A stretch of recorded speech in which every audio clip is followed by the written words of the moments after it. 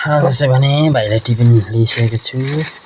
अब यो अनबक्सिङ गरौँ ल खोलौँ। यो 600 रुपैयाँको टिफिन हो जसमा खानासाना चट्टै लाएर बोक्न मिल्ने है। यस्तो छ लगाइज अरे यस्तो छ यो टिफिन चाहिँ। अनि यहाँभित्र चमच पनि रहेछ, चमच।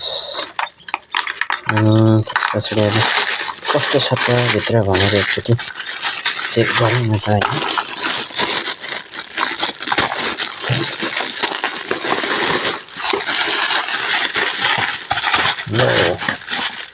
पकाइदिने राम्रो होला।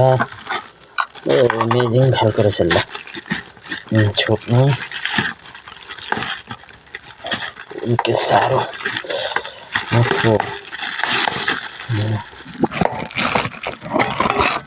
यस्तो रहेछ है।